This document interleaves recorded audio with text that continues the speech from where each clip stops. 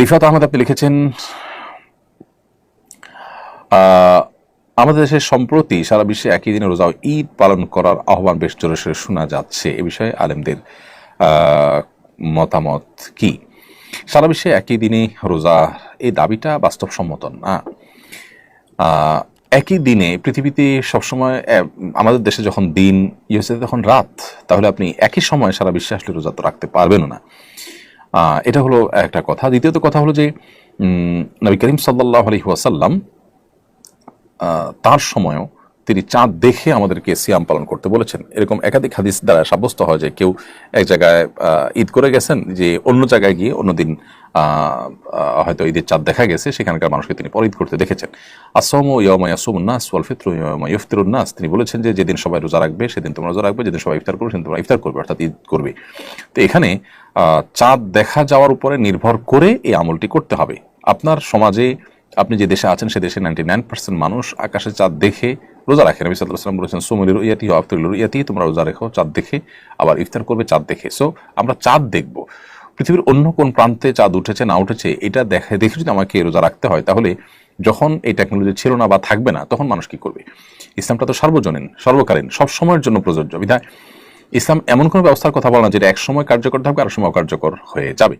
তো এই জায়গা থেকে আমাদের দেশে মানুষ আমরা চাঁদ দেখে রোজা রাখা, চাঁদ দেখে ঈদ করাটা এটা বাস্তবসম্মত। একই দিনের সারা পৃথিবীর মানুষ রোজা রাখা বা ঈদ করাটা কোনোদিনই সম্ভব নয়, কারণ ভৌগোলিকভাবে এটা অবাস্তব।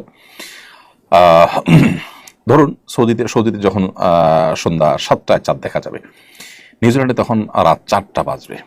এখন বলুন সেই রাত 4টা বাজা পর্যন্ত তারা কি অপেক্ষা করবেন?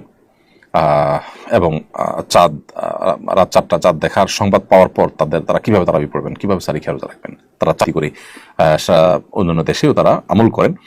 তো সে আমলটাকে উড়িয়ে দেওয়ার মতো নয়, দুইটাই একাডেমিক মত পার্থক্যপূর্ণ আমল। কিন্তু বাংলাদেশে যেখানে ঐক্যবদ্ধ আছে মুসলমানরা বাংলাদেশে আকাশে চাঁদ দেখে তার রোজা রাখার ব্যাপারে, এখানে বৈশ্বিক ঐক্য সৃষ্টি করার জন্য আঞ্চলিক অনৈক্য সৃষ্টি করার কোনো যৌক্তিকতা থাকতে পারে না। এরপর প্রশ্ন হলো, ইদানিং আইনশৃঙ্খলা পরিস্থিতির অবনতি লক্ষ্য করা যাচ্ছে, বিভিন্ন স্থানে ছিনতাই, ধর্ষণের খবর শোনা যাচ্ছে, এইসব ঘটনার প্রতিরোধের উপায় কি? দেখুন, আমরা মব জাস্টিস বা আইন হাতে তুলে নিতে নিষেধ করি, আবার একই সময় প্রচুর পরিমাণ আইনশৃঙ্খলা পরিস্থিতি অবনতি দেখা যাচ্ছে। সাধারণ মানুষ ক্ষিপ্ত হয়ে এ ধরনের অপরাধে যারা জড়িত হচ্ছে তাদেরকে গণধোলাই দিচ্ছে, তাদেরকে পিটুনি দিচ্ছে, কোনো কোনো ক্ষেত্রে মানুষ মারা যাওয়ার ঘটনা ঘটছে। তো কি করা উচিত? প্রথম কথা হলো যে আইনের শাসন যখন দুর্বল থাকে তখনই এই ধরনের পরিস্থিতি তৈরি হয়। সাধারণ মানুষ, আমি বলছি না যে তারা লেজ গুটিয়ে বা হাত পা গুটিয়ে তারা বসে থাকবে বাসায়, বরং এ ধরনের পরিস্থিতিতে সাধারণ মানুষ স্বপ্নদিত হয়ে বিভিন্ন এলাকায় অপরাধীদেরকে শনাক্ত করা, তাদেরকে ধরা, এটার জন্য তারা উদ্যোগ নিতে পারেন। বিশেষ করে মসজিদ ভিত্তিক উদ্যোগ হতে পারে, যে মসজিদের এলাকাতে মুসল্লিরা নিজেরা ভাগ ভাগ হয়ে পারাদারি করলেন, তিনি রাতে কারা এ সমস্ত করছেন তাদেরকে ধরে আইনের আওতা নিয়ে আসা। তারা যদি ধরপাকড় করে পুলিশে সোপর্দ করেন তাহলে সেক্ষেত্রে বিচারের মুখোমুখি হতে পারে এবং অনেকটা আতঙ্কিত হয়ে যাবে অপরাধীরা যখন সবাই সতর্ক হবে। আমার মনে হয় এটা আশু সমাধান। আর স্থায়ী সমাধান তো সন্দেহভাবে আমাদের আইনের যে শাসন সেটাকে শক্তিশালী করে। একটা দেশ অস্থিতিশীল হলে আমরা সবাই ক্ষতিগ্রস্ত হব।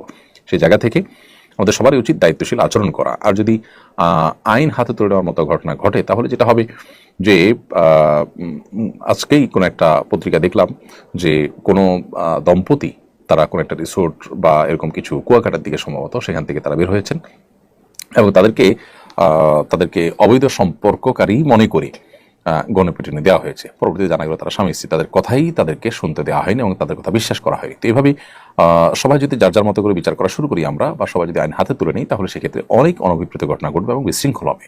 এই জন্য আইনশৃঙ্খলা পরিস্থিতির অবনতিতে আমরা এলাকায় পাহারাদারির ব্যবস্থা করতে পারি স্বপ্নদিত হয়ে। এতে আমরা সওয়াব লাভ করবো, আল্লাহর কাছে আজর আশা করলে আমরা আজর পাবো, বিনিময় পাবো ইনশাআল্লাহ। সেই সাথে এটার একটা আশু সমাধানের পথ হতে পারে।